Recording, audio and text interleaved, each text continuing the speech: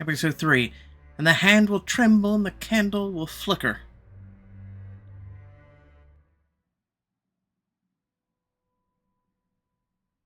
Ada's mother had woken up earlier than usual, or maybe she hadn't slept at all.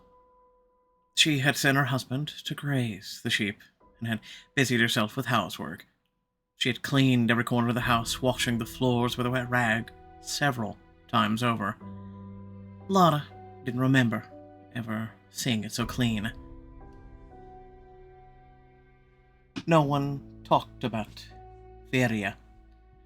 Life went on. They all had to deal with it. Lotta stood with her back to the wall, waiting for her mother to bring her some felt. Veria used to do that. A sociable person since she was little. She liked to visit their neighbors. Maybe that was why everyone knew her so well and felt drawn to her. Compared to her sister, Lotta was a recluse. She didn't like people. She wasn't drawn to them and kept to herself.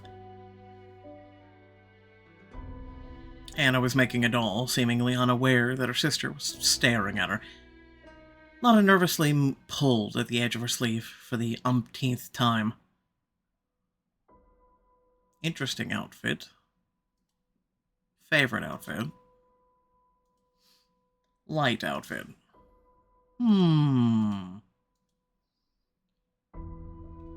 I dig this one. I'm going to go with it. Is that or the red one? Think again or stop here? Stop here. Quick and easy, eye-catching, stunning, unruly. Stunning. Who doesn't want to look that beautiful while cleaning their house? Lotta was watching closely what her older sister's fingers were doing. Resolutely pushing off from the wall, she rushed upstairs and returned with Veria's doll. She went up to Hannah and shoved it in her face. "Do you recognize it?" Hannah raised her hand. Her fingers hovered over the body of the doll she was still working on. "Did you make another doll, just like the one Veria had?" Path of compassion. Lena crouched down in front of Hannah and gently took her hands to distract her from her task. "Will you help me a lot if you tell me this? Is this doll new or old?" Hannah looked at the doll in her sister's hands. "New or old?" Her voice was soft and gentle. Lena didn't want to scare Hannah off with her questions. Hannah nodded nervously, either confirming it or denying it, but most likely doing both at the same time. Leda held her hand and turned it so that she could see Hannah's wrist. "Hannah, your birthmark." Her words were a strangled whisper. "When did it change?" Leda knew that she wouldn't get a word out of her. She could only guess what the reason was. Hannah let her sister look at her wrist obediently and looked at it with interest herself. 3 sisters, 3 birthmarks. All 3 changed when one of us died. What connects us? Why is this happening?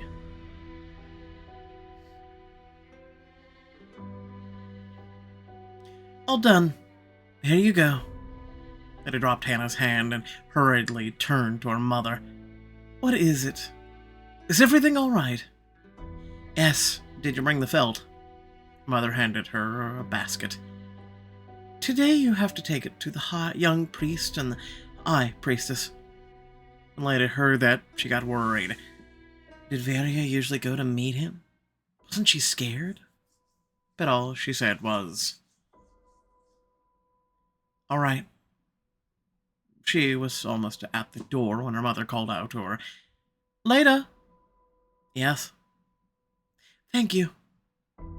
I'll try to live for the 2 of us. To live in such a way that you won't have to worry." "You're welcome." She gripped the basket's wicker handle so hard that it creaked. There was a lot of work ahead.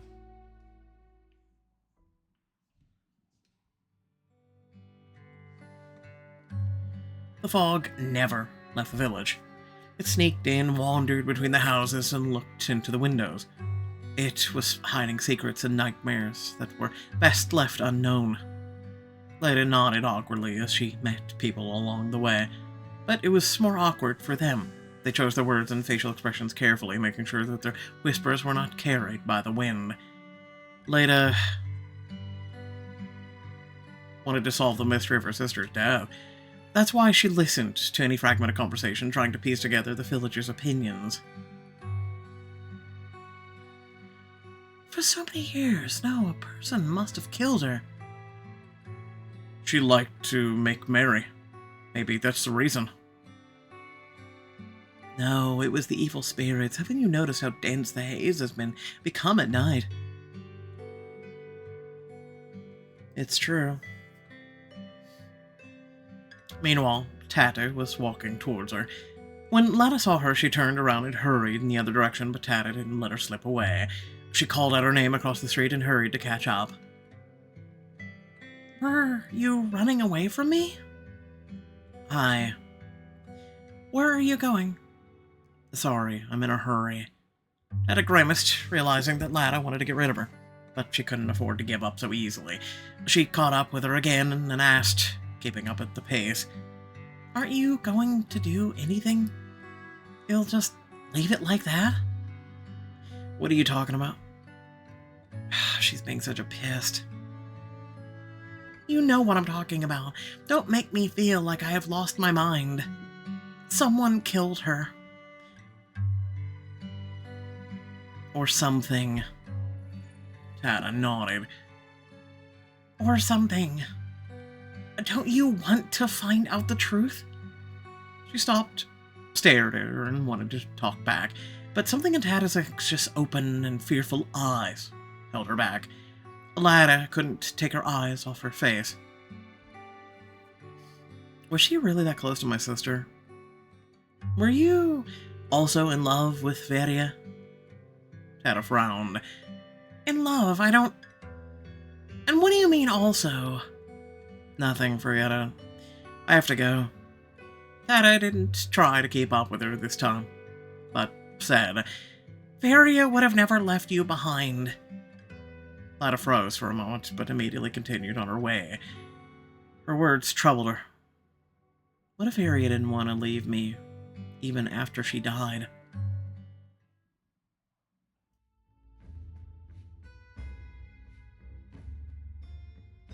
People avoided the priest's house. Everyone knew that early in the morning he'd come out dressed in black, wearing the skull of a bull he once killed. A priest, feared even by the evil spirits. A priest who was prepared to let the fog consume him. A man who would not hesitate to raise a knife over an animal or cut a man's throat just as mercilessly if such a sacrifice were to be needed. As she got there, Lada felt in no hurry to knock on the door. She looked around first like a prey does before rushing off. The priest's house was set apart from the others, surrounded by a neat fence. On both sides of the porch were trimmed bushes with all kinds of unusual leaves. Their owner clearly took care of them with meticulous attention. Could that big guy really be doing such painstaking work? As she stepped on the porch, she tripped over a box. What's the smell? She stepped over the box, knocked on the old, rotten wood with her knuckles, and the door opened. She saw... So there's two types. So it's a female. I'll go with type 1. I'm sorry. I'm here to see that... I think I'm in the wrong place? I turned to rush down the porch stairs, but the woman stopped her, grabbing her wrist. Are you here to see Volot? Volot? That's his name. Yes. Lada pointed to the basket in her hands. I brought felt. It was made of sheep's wool, and it's very warm, so... I know what felt is. Too nervous. I've been spending too much time only with the sheep. The stranger finally released her wrist and turned away to go inside. Without turning back, she muttered, "Come on in." Does she live with the priest? Is she his girlfriend? Lada took the basket off her elbow and held it in her hands. She couldn't wait to be done. The house was dark and cold. The room was dimly lit by dozens of candles placed in all corners. Lada stopped near the entrance, not daring to go any further. She moved from foot to foot awkwardly, hoping that the woman would take what she needed so she could leave. "Are you going to stand there?" "I have work to do, so I thought I'd leave the basket and go." "I don't know what sort of arrangement Volot has with your parents. You need to give it to him personally. He'll be here soon." Her voice was sharp and even arrogant. She refused to meet Lada's eyes, as if she was ashamed and uncomfortable almost as much as her guest. "My name is Lada." "Do you want to know my name?" The question sounded surprisingly bitter. "I'm Siren." I recognize the name. I know people gossip about her, but I can't remember what they say. "Sit down." Siren sat down in an armchair and pointed to the sofa. Lada put the basket on the floor and walked towards Siren. As she passed by some candles, several of them went out as if from a sudden draft. Lada froze. Siren looked at her with a strange mixture of sympathy and detachment, as if she was no longer in the room. But the next moment, her voice sounded different and still as sharp. "Are you unwell?" "No." Siren studied Lada's face. There was a flicker of recognition in her eyes. "Was it your sister who died?" "Yes." Lada frowned, and she started to think that Siren was messing with her. "Is something wrong?" "Your sister's breath is cold, dead. It extinguished my candles." "What does that mean?" Siren hesitated, glancing involuntarily somewhere behind her, but quickly returned her gaze to Lada's face. "That means she's following you." She shivered and turned around, suddenly afraid that she would see Viria standing behind her. But there was no one there, just the wall. Lada went to the sofa and sat down, staring at Siren, questioningly. But she remained silent. What should I say? "Are you a witch?" Why not? Siren shrugged her shoulders in annoyance. Her whole body despised that word. That's news to me. Suddenly they heard heavy footsteps approaching the house. Lada straightened herself up, shifted in her seat, and stared intently at the door. Her nervousness amused Siren. "He doesn't bite. He only cuts off animals' heads." The priest's tall figure appeared on the threshold. His broad shoulders barely fit in the doorway.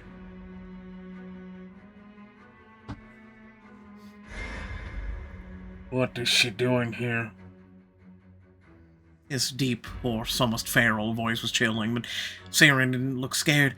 She was used to it. Or maybe it was not the kind of thing she was scared of. "The girl brought you felt." His huge hand slowly reached for the skull. Lada turned away as if looking at the priest's face was not appropriate. She could be punished for it. But curiosity got the better of her, and she stealthily looked at him again. Type 1, Type 2.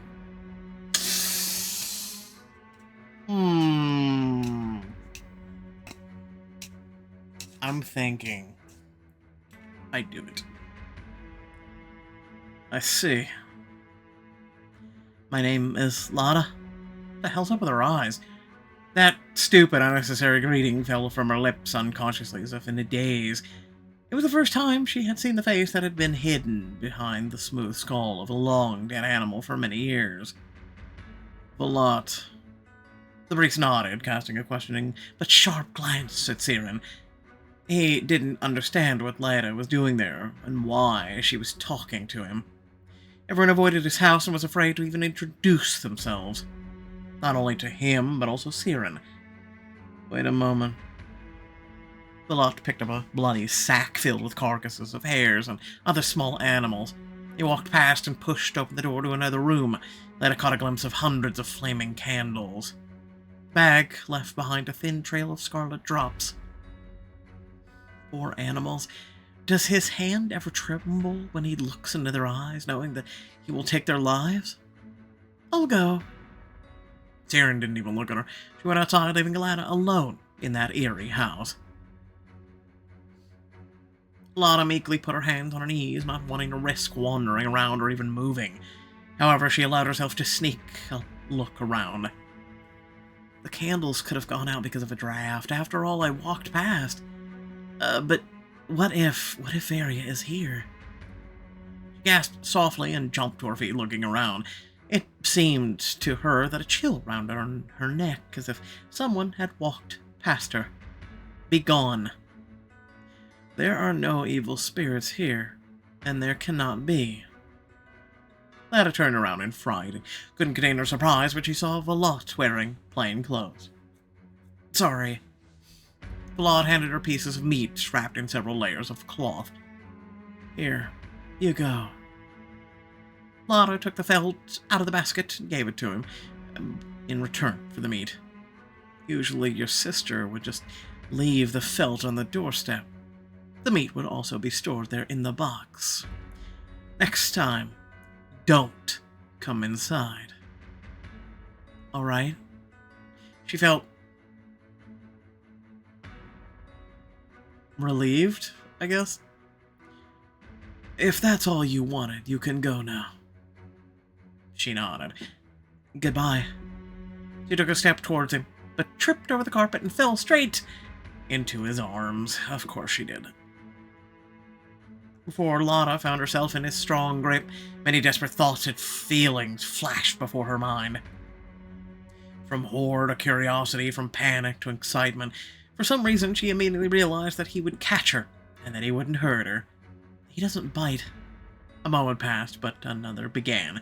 Seconds froze, turned into minutes. Lana's half lay, and Vallot's arms staring at him with big, frightened eyes. Neither of them moved. Lana used to watch him from afar. She would stare at his lonely figure passing by, whispering people and not paying attention to them. She would see him walk into the fog just calmly and without hesitation as when he caught her. She would never imagine that she would get to know him, that she would be in his house, see his face, feel his hands on her waist. Gods, no, no, no, no. In so many years, people have dared to get close to the priest. Lana pushed away from the priest's chest and straightened up, taking a few steps back. Vallot didn't immediately drop his arms. He looked at his fingers as if he was still thinking about what had just happened, and only then looked up at Lana. Thank you. I'm so embarrassed. I always... It's alright. He wasn't smiling, but he was looking at her attentively, with interest, as if Lana was the mysterious one and not him. She nervously pulled back the edge of her sleeve. To her horror, he grabbed her wrist, not roughly, and even more gently than one would expect for such a fast movement, but nevertheless firmly enough to scare her. What are you... He stared at her birthmark. She tried to jerk her hand free, but he let go before that, and she staggered back. Don't touch me. Fear gave her courage. She pressed her hand to her chest as if she were wounded and looked defiantly into the priest's eyes. You should go. His tone and expression were ice cold. Lana didn't need to be told twice, and she rushed out of the house, taking the basket with her. Left alone, he sank into his chair. His long legs couldn't fit in the space in front of it, and hit the edge of the sofa. He pressed his cold hands against his face and closed his eyes. He needed to calm down. That woman. He had behaved inappropriately. It had been an accident. Before Vallot could catch himself, he realized he was already holding her hand. I scared her. Now she will also fear me. Remembering the mark on her hand, the priest gritted his teeth. And for good reason. Damn it.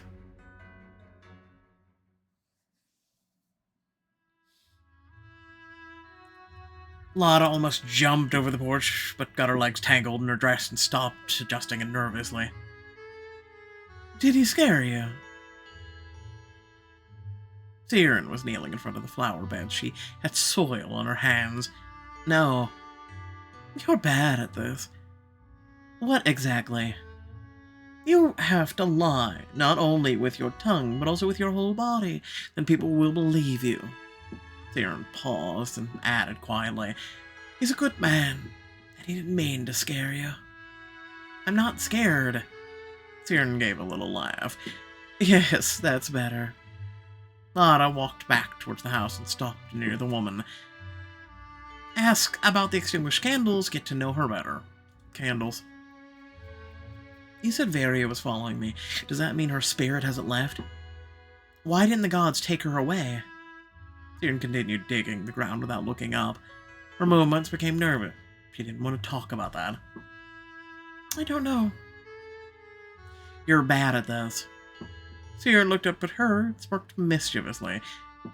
Usually those who ask so many questions end up angry at those who give them all the answers.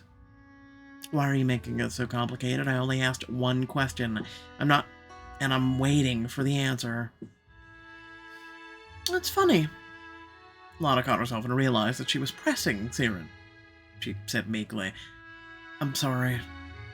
I told you everything I know. Siren answered reluctantly and sullenly. Noticing Lotta's expression, she sighed and said, You know, that the soul of the deceased can remain in their home for another 6 weeks after separation from the body. It drinks, eats, listens to the sorrows of its friends and relatives. It only then goes to Eerie, to a distant land beyond a distant sea where birds fly to return soon. Siren talked about it as if she would like to go there herself. Maybe Varia's in no hurry to go to the next world. Don't blame her for that. She left too soon. Did you know her? No, she avoided me. Why? Siren pulled out a tuft of grass and handed it to Lotta. What's this? Make tea with it. It will soothe you. Siren noticed that she hesitated. What, are you afraid that I will poison you? No, not at all. She accepted the gift. Thank you. Get to know her better. Looking at her jet black hair, she remembered where she had heard her name. People feared Siren no less than the priest. They pointed fingers at her and called her a witch. She was hiding away from everyone, just like Lotta, only instead of sheep, she had candles. And the priest. Can I ask you a question? I'm not a seer. Go ask someone else. Ask away. You and Volet. Are you... No. Siren replied very quickly, as if even thinking about it made her uncomfortable. We just live together, is that clear? Do you always ask these many questions? I mean, she only asked one. Actually, no. What's gotten into me? I'm feeling so lonely without Varia. I've heard about you. Siren pushed a plant into the ground with such force that it tilted. I was wondering when you'd figure out who you're talking to. I don't care. You're not as scary as they say you are. Siren's lips curled up, and she stared at Lotta so hard that she had to physically restrain herself from recoiling. Maybe they're right. Maybe everything that you've heard about us is true. I don't care. Siren shook her head, returning her attention to the flower bed. I suggest you get back to your shepherding duties and stop trying to make friends with us. How do you know that what I've been doing? I've seen you a couple of times. Say goodbye. I have to go. Siren nodded without looking up from the plans. Lotta adjusted the basket and went to meet the High Priestess. She walked as fast as she could. For some reason, she was ashamed. She had so many questions, but worse yet, she ended up in the priest's arms. What had possessed her to knock on that door? Varia never mentioned that she knew the priest, so she didn't enter the house. I should have guessed that damn box was meant for her. I had to replay the meaning in her head, trying to find some sort of other reason that made her heart feel heavy. Bullet's expression changed when he saw my birthmark. He almost seemed angry. Deep in thought, she squeezed the sleeve that was hiding the ill-fated circle. What does he know? Is this really a curse? Will he tell the High Priestess about it? Then what? Will I be banished from the village? Lotta frowned and shook her head, disagreeing with her thoughts. There's no point worrying about this now. It's time to stop being a loner and try to make friends. If they find out that something's wrong with me, it'll be easier for them to point a finger at me and call me a witch if I'm weird and unsociable.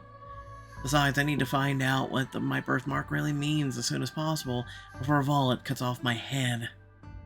And with that thought in mind, she reached the house of the High Priestess. Inside the priestess' abode, the sounds of the outside world died away with one sharp bang as the door closed. It smelled of forest herbs and pine needles, but the scent was overwhelming, almost sickly. On the altar, decorated with carved symbols, lay offerings, fresh honey, berries, and pieces of rye bread. Amulets hung over it, swaying in the draft of air. The priestess was sitting in an armchair, bundled up in a woolen shawl. She stared at the candle flame, looking for flashes of the future in its flickering. Her blind eye blazed like a mirror reflecting the light of the fire. Without taking her eye off the candle, the priestess said, "Come in, my dear. Sit down." Lotta put the basket on the floor at her feet and sat down opposite her. "I brought you felt." The priestess put down the candle, blinking several times as if returning to the real world, and smiled. "There's no rush. Would you like some tea?" Without waiting for an answer, she filled a mug with light green liquid. "Thank you." She wants to talk. This is my chance to find out as much as I can. "Have you met Violet yet?"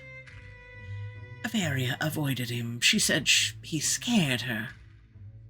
"Did you know my sister well?" "Of course. We always had tea together when she came over. Varia was a very outgoing girl." "It's now or never." Lotta took a small sip, clearing her throat, and asked quietly as she was afraid that someone might overhear them. "Do you think that the Haze has something to do with her death?" The priestess smiled, not surprised by the question. "Haze is indeed a danger to us. People rightly fear it. You, the younger generation, hardly remember the evil spirits that live there. But those who met them will never forget the faces of the damned." "Are you talking about the Kushish?" Priestess nodded. She licked her fingers and touched the wick. The candle went out, taking with it the overpowering smell of pine needles. "No one knows when and why the Kusishas came out of the Haze. The last time they did so was 18 years ago, on the night of you and Varia's birth. That night, the Kushish took a lot of people with them into the Haze. My father told me about it. The villagers are afraid of us, but they know the priests are the ones who protect the village in case of danger." The priestess covered Lada's hand with her old, warm palm. Lana wanted to hold her hand a little longer. Why not? She's being nice. She's also the priestess. It was nice to feel the priestess's support. "We won't ignore Varia's death. We'll figure out what happened. I promise you." The door opened and two young women entered. Lada knew them a little, but they never tried to get to know each other properly. High Priestess." "High Priestess." The women greeted her at the same time, accompanying the words with the same gestures. They also laughed and fell silent at the same time. "Hello, dears. Are you here to see my grandson?" "Yes." "Can we speak to Ozar?" "We want him to tell us our fortunes." "I'll ask him." The priestess disappeared behind the curtains, separating the room. The young women giggled, but stopped when they met Lada's eyes. "Hello." "Hello?" Lada raised her hand listlessly in a greeting and smiled just as insincerely as they did. The young woman immediately forgot she was even there and turned to each other and began to whisper. "Let's pretend that you won't pretend that I'm not here, like you did last time. I want to talk to him too. Ozar will decide for himself whose attention pleases him the most." "Layla, stop it. It's not fair." "If you don't like coming here with me, why didn't you come by yourself?" "You're so shy in front of him that you can't speak a word. If it wasn't for me, Ozar would have gotten bored with you long ago and stopped receiving." Lada couldn't help but grin. This is ridiculous. They're chasing him. What's so funny? Nothing. Lada turned away from them. The last thing I need to do is argue with them and cause trouble when I'm already on the verge of being called cursed.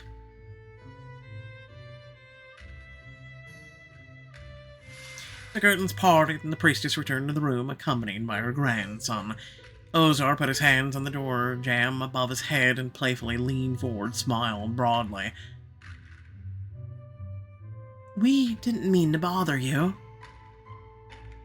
Layla began to fidget, pressing her hands to her chest to accentuate her bust, arching her back and constantly fixing her hair. Azora stood there transfixed, not even daring to raise her eyes to look at him. "Will you tell us our fortunes for the last time?" Ozar was about to say something but noticed that they weren't alone. Lada met his eyes. Ozar leaned even closer and said in a velvety voice, almost purring, "Hi." Layla and Zora immediately fell silent, staring in disbelief at the woman who had attracted the Magus's attention. Hello." Ozar stared at her a moment longer and then pushed away the door jamb and straightened up. "Well, girls, come on in." They disappeared behind the curtains. Lada heard Ozar's low, seductive voice and the young women's embarrassed giggling. The priestess laughed softly. "The scar on his chest is a mark from the gods. He feels and hears their messages.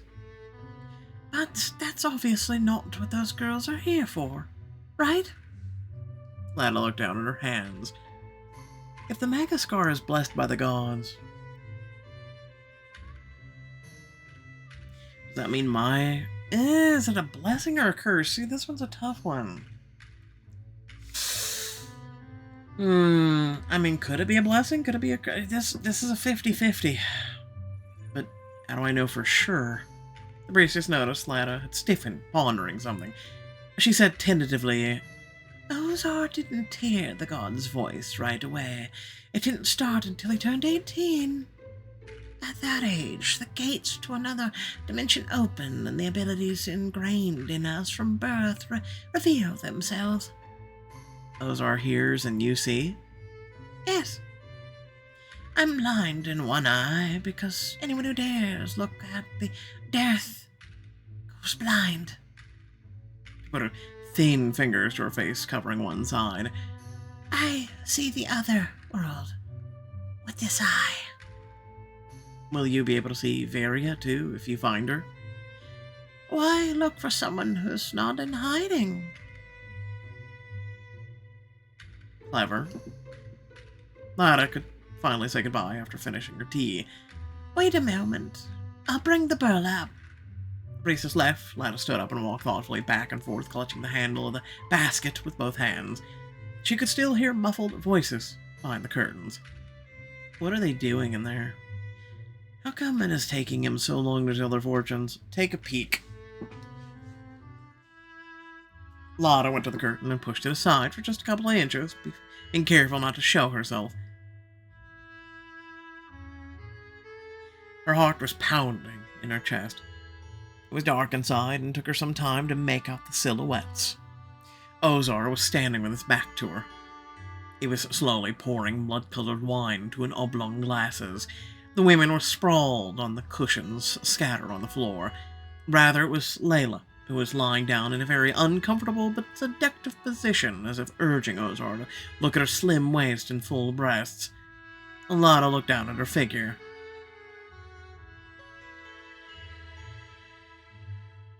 Oh, Zora was sitting with her legs tucked beneath her. She was trying hard to keep her back straight, but kept hunching with embarrassment. "Will you ask in return for the fortune-telling this time?" Ozar turned to her with a sly grin. "I'm starting to feel like my payment is your ultimate goal. Maybe it is time to rethink our arrangement." Layla straightened up. "But Magus..." "Those sad eyes are so hard to resist." Ozar joined them and held out the glasses. When Zora reached for hers, he covered her fingers that were clutching the glass and let go only when she dared to look up at him. "You're always shaking. Am I really so scary?" "No, not at all. I like being around you." "Me too, Ozar." "It's because you're a thirsty girl, let's be honest." "Me too, Ozar." Ugh. Has the Magus really turned their heads so much? Layla moved closer to Ozar, stretching out her hand, and tried to touch his face, but he pulled away and grabbed her fingers. "The payment will be different today, my dear." "What will it be?"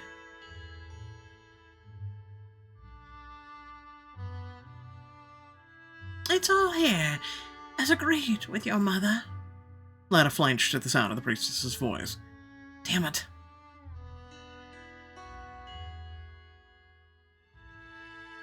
Lada was caught red-handed. Ozar was looking straight at her. Lada jumped back from the curtain and bumped into the priestess. You both remember this moment.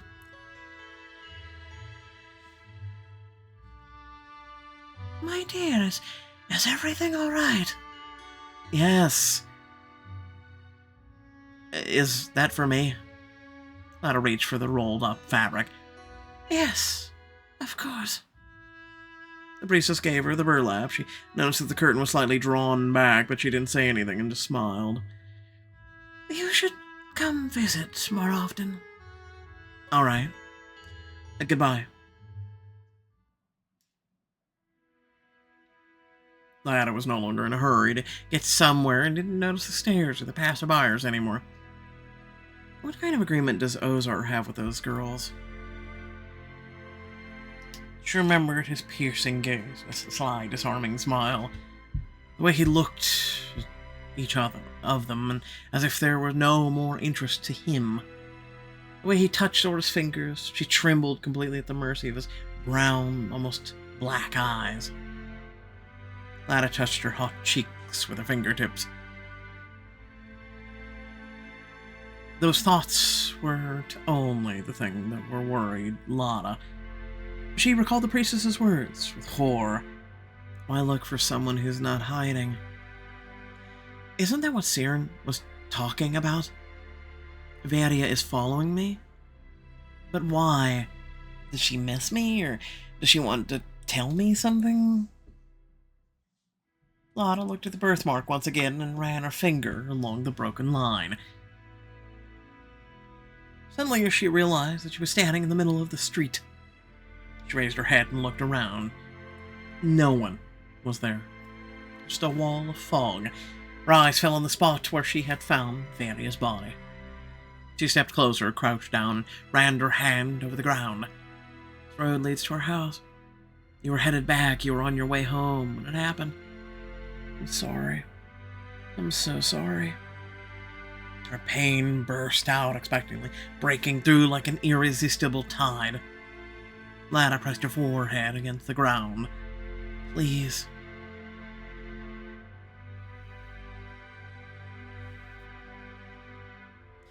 Tell me what's tormenting you.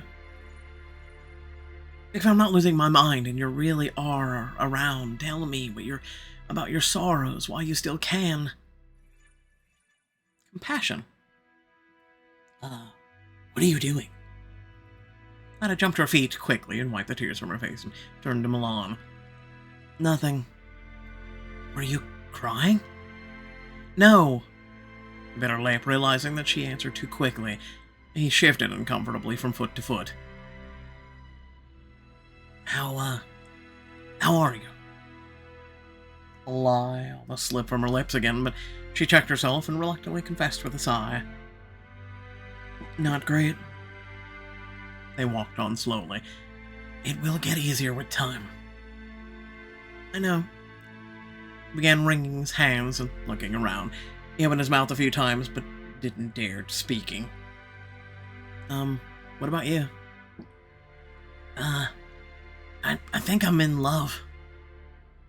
Lada didn't know what that felt like, but she replied anyway. That's great.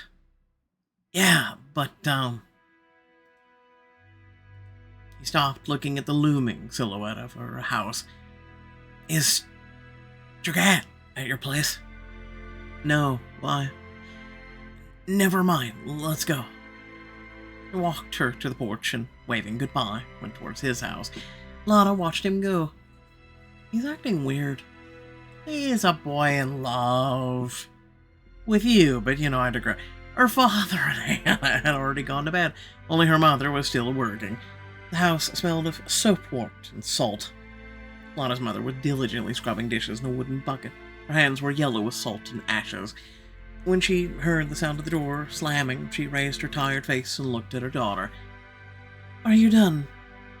Yes, the priest gave me some meat and the priestess gave me the burlap. Lana put the basket on the floor and rubbed her cold hands together. Her mother nodded. Well done, she continued briskly. Dragon had a fight with Milan today. Why with Milan? I don't know. Dragan wouldn't tell me. Did he come by? She remembered the argument and felt her blood boil. She felt angry at him, at herself. She had made a fool of herself. She had even burst into tears. She was surprised thinking back to those tears. I was just upset about Varia, that's all. Father asked him to come over, at least sometimes. Mother put down a clean pot and began washing a jug. She kept scrubbing at it as if she was venting her pent-up emotions. There's lots to do tomorrow, so you better go to bed. How many hours did you sleep? Enough. When she raised her hand to put down the dish and take a new one, her fingers trembled as if she was using the last of her strength. It doesn't look like it to me. Lana approached her mother and gently took the plate from her hands. She put it aside. I miss her too, Mom. Her mother burst into tears, covering her face with her hands. Lana was still standing above her. Her mother suddenly seemed very small to her, powerless before the cruelty of the world. Lana put her arms around her head and pressed her against her hip. Sienna appeared from around the corner. It looked like she had just helped Hannah to bed. Seeing them in that private moment, she recoiled too quickly, hit the wall with her back, and almost slumped to the floor. She blushed all over. Lana's mother hastily wiped her face and said, her voice made small but rising by her rising tears. Sorry. No, I'm sorry. Is Hannah asleep? Yes. I'll go. Thank you. Sienna forced a smile and disappeared hurriedly behind the door. Lana's mother closed her eyes. You look so haggard. Hang on for a second. Lada took out the herbs that Siren had given her. Have some tea and go to bed. Don't get up in the morning. You need the rest. She steeped the herbs. The tisane smelled of chamomile, mint, and something tart that was quite unlike anything she had ever smelled. Here you go. Thank you. Mother raised the cup weakly to her lips and took a few sips to help your mother through the night without nightmares. She sighed and seemed to relax a little. She drank the rest of the tea with pleasure. Come on. Lana helped her up and accompanied her to the bed. Then she looked into Hannah's room. Her sister was snoring softly. Her crumpled blanket hung halfway off her bed.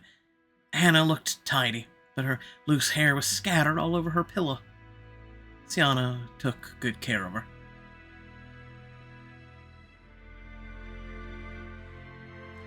Lana returned to the stove.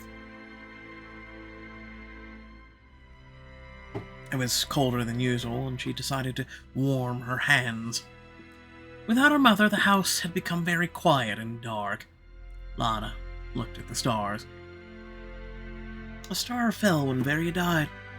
Is it gone forever from the sky? I want to find that star and never lose sight of it. I will imagine that it's the light of Varia's soul wandering in a black sea somewhere far away, under the god's protection. Lana was in no hurry to go to her bedroom, the same room where her sister's things still remained. She looked out the window at the fog that had burst its banks as the day had moved into darkness. The silence of the night never scared her before, but right at that moment everything felt different. The only candle she had left burning began to tremble. She froze. Varia? She didn't know why she called for her sister, but the chill biting at her neck wasn't coming from the living. The candle flame trembled even harder and finally went out. She covered her mouth with her hand, trying to see something in the dark, but she couldn't see anything. She made up her mind and dropped her hand, boldly addressing the darkness. Varia, is that you? She was scared and angry at the same time. She was tired of being afraid, of listening to every rustling sound, of getting up every morning and looking at the broken circle on her wrist. She wanted answers. Lana rushed to the mirror and tore off the cloth that covered it.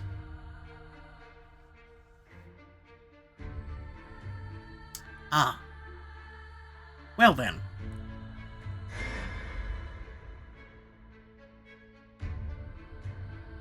Don't know if sister or some other entity. Her sister stared back at her.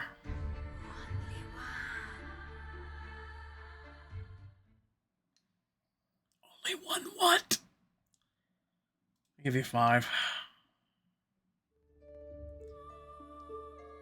We have 2 haze, 3 reality, 1 tie, 3 determination, 2 compassion. Let's get some diamonds.